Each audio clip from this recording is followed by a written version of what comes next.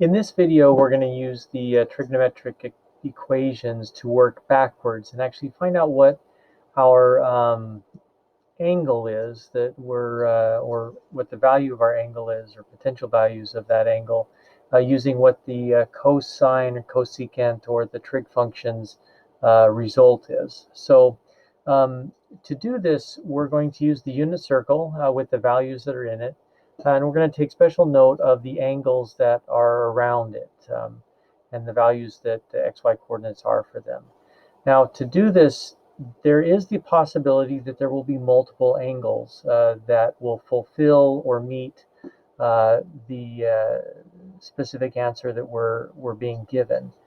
So let's kind of go into this a little bit at a time. There's one other item that we'll be touching on, which will be the ratio between the 30-60-90 and the 45-45-90 triangle, and the ratio that is created using just the unit circle. So let's go ahead and take a look at our first one, which is the cosecant x is equal to -2 over the square root of 3. Now, the cosecant of x is the reciprocal of sine. Okay, so when we're looking at this, what we're looking at is our -2 is actually our hypotenuse, and our square root of 3 is our opposite. Okay, so when we take a look at our triangle here, let's take a look at this. One of the things we need to keep in mind is that the hypotenuse is always a positive value. So we're going to go ahead and draw this like this. And if our hypotenuse is positive, that means our opposite, or our y. Sorry, I should have also written this like this: our radius over our y value. Okay, so when we're looking at this, we've got an angle coming down like either this, or this. See if I can get them a little closer here. Something like that, okay?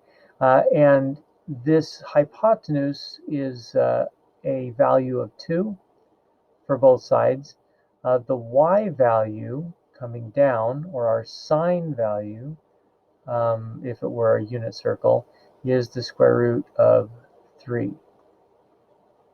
Now, one of the things that we want to be able to make the connection between here is if we consider our regular 30-60-90 triangle, our hypotenuse was 2, the adjacent here, the mid-size one, is the square root of 3, and our small side is 1. Now, in the unit circle, the ratios of the triangles created there have a hypotenuse equal to 1. So what we need to do is take a look at how we would convert this 2 value to 1. And the way we would do that would be divide it by 2. And so if we divide that by 2, we need to divide each side by 2, and this would end up becoming 1. So this now is a triangle that has the same ratios or proportions to a triangle that would be formed in the unit circle. And this is going to help us because we can use the unit circle now in order to identify what angle this is. If we take a look over at this, again, our square root of 3, this side here, I'm going to go ahead and change our color here so we can keep these straight. Same triangle, okay? But the values now, if we divide everything in half, this is going to be 1.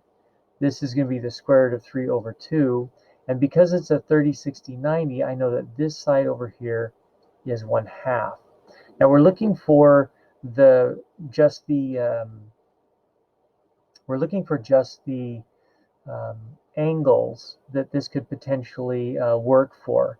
I also forgot that this is a negative square root of 3 over 2, just as this over here would be a negative square root of 3 over 2.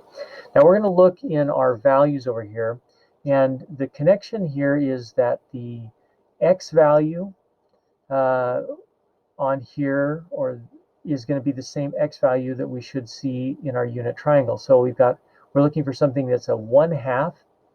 And if we come over here, we take a look here at 1/2 in our x value. There's a couple of places. There's one right here, but there's no negative square root of 3 over 2. You notice that the square root of 3 over 2 from right here matches up with our y value over here. So we're looking for something that is a negative square root of 3 over 2 and a 1/2. So that's going to actually put it over in this quadrant right here. Negative 1/2 being the x, I'm sorry, 1/2 being the x, negative square root of 3 over 2 being here. So 5 pi over 3, these two values right here match up for it. So our angle, our x, is going to be equal to 5 pi over 3. Now when we consider these ratios, in this case, that's going to be the most logical answer. There are, however, other ones that it could be depending on how you wanted to split the negatives. But this would be the answer given our possibilities here. The reason the other one isn't really considered is because when we bring this over, this becomes a negative 1/2. Actually, I shouldn't say the reason it isn't considered. The reason it should be considered, my apologies, is that we have a negative 1/2 and a negative square root of 3 over 2. With the information that we're given, that square root of 3 over 2 would be negative. We don't know what the x value is, and so we need to consider that one as well. And that would be our 4 pi over 3, which is a negative 1/2 and a negative square root of 3 over 2. So the other possible answer this is 4 pi over 3. I apologize for the mix-up there. The reason we drew both of these in the first place is we know that the y value is negative. And so that gives us two options, one on the positive x and one on the negative x. The hypotenuse is always positive. Okay, so that's our cosecant x. Let's try this again with our cotangent theta is equal to the square root of 3. In this case, our cotangent, the definition, if we look at our sides, is going to be the inverse of tangent. So instead of being opposite over adjacent, it's going to be adjacent over opposite. Okay, and so when we look at this, we can create a fraction out of this by going square root of 3 over 1. Now this would be our x over our y. So we again can create, I'm going to go ahead and change colors here. We can create a drawing of this. And because these are both positive numbers, I'm going to go ahead and we're going to limit this to this particular spot over here for the moment. I'll show you one other option that may be there. And the way that this is going to look, we have our values here, the square root of 3, 1. We know that these values are part of a 30, 60, 90, which will tell us again that our hypotenuse here is a value of 2. Now, once again, we're going to want to convert this to the same ratio as our unit circle uses, which means that we've got to scale down everything and make our hypotenuse, which is the radius, equal to 1, which again we do by dividing all of these by 2, which again gives us our sides being equal to 1/2 and the square root of 3 over 2. When we go and look for these coordinates, this would be our x is square root of 3 over 2, our y is 1/2, and that gives us a positive square root of 3. We can take a look over here for one of these that matches that description. It looks like our 30 right here gives us a square root of 3 and 1/2. So one of our potential options for this, our theta could be equal to 30 degrees or pi over 6. Now, the thing to keep in mind is that two positives equal a positive, but so do two negatives. And so if we take a look at the opposite side of this over here, where we had a negative x and a negative y, so our negative y would be a negative 1/2, our negative x would be a negative square root of 3 over 2. When these two were put together in a fraction or a ratio, it would eliminate that negative sign. So essentially, we need to also look at the potential of these points being a solution as well, a negative square root of 3 and negative 2. We come back over here, it's going to be in the similar spot as our 30 degrees, just in the third quadrant. We take a look, that lines up with 210 degrees, or 7 pi over 6. So our answer could be this as well. So these are two potential answers, or potential solutions to this problem here of the cotangent theta is equal to square root of 3. Our final question in this, or example in this series here, is 2 times the cosine of theta minus 1 equals 0. Now this is giving it to us in an equation, so what we need to do is isolate this. And we're going to do this by pulling over these pieces to one side, and so this will end up being, we would add 1 to both sides, so 2 cosine squared theta is equal to 1.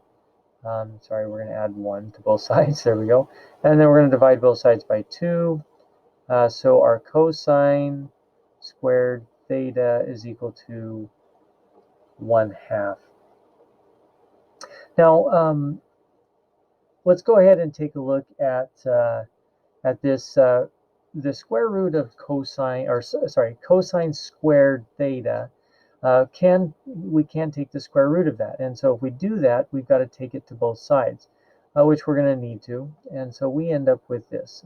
The cosine of theta is equal to the square root of 1/2, which we can separate. One of the properties of radicals allows us to do the square root of 1 divided by the square root of 2, which makes it much easier for us to deal with, because we know the square root of 1 is 1. So this would equal 1 over the square root of 2.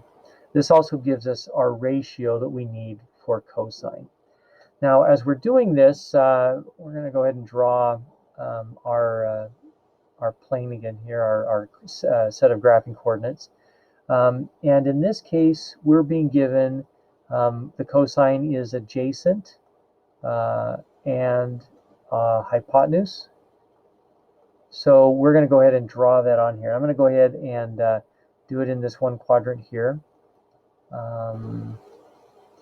And this is going to give us, let's see here, square root of 2 for our hypotenuse and 1 for our, our adjacent. Now, by the ratio of square root of 2 and 1, I know that this is part of a 45, 45, 90 triangle. And if we were to just draw that real quickly, our 45s for both of the angles, our hypotenuse is equal to the square root of 2, and each of our legs are equal to 1.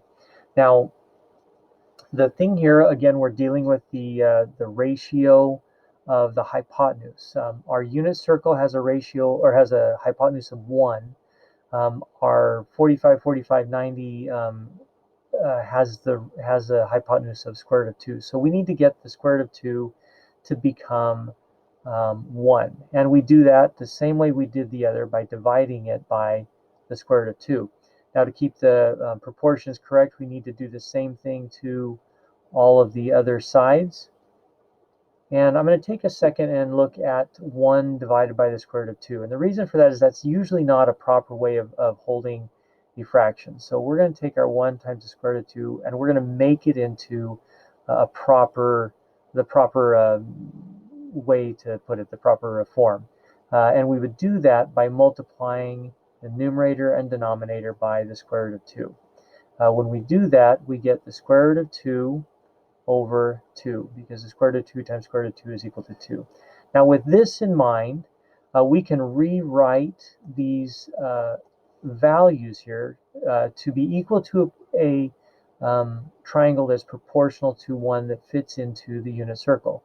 So our hypotenuse would now be 1. The x and y, or the values would both be the square root of 2 over 2. And in this case here, square root of 2 over 2. And we know that because with a 45, 45, 90 triangle, while both angles are equal, the two sides opposite of them will also be equal. So if we do this, the point we're looking for here is going to be the square root of 2 over 2, comma, square root of 2 over 2. This is our x and our y coordinate. We come up here, we're going to notice that right here, whoops, that was supposed to go underneath it. Right here, that corresponds with the angle that is 45 or pi over 4. So I'm going to just go ahead and start putting these here. The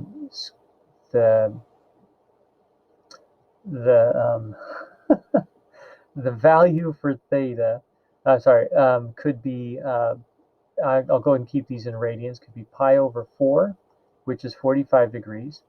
Now, we got to go back to our original function here. And our original function is squared, which means if we put a negative into the original function, by squaring it, it will come out a positive anyway.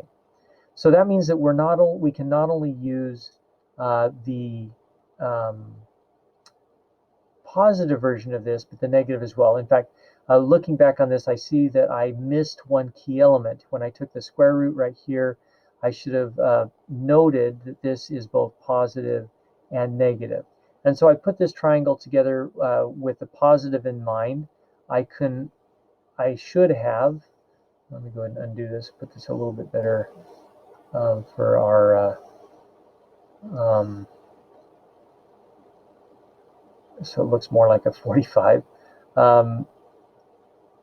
Remember that if we have a negative, so this would be negative square root of 2 over 2, and a negative square root of 2 over 2. When we have two negatives, that makes a positive, which means this one over here, where this point here is negative square root of 2 over 2, comma, negative square root of 2 over 2. And I'm getting this from our x and y values for this triangle.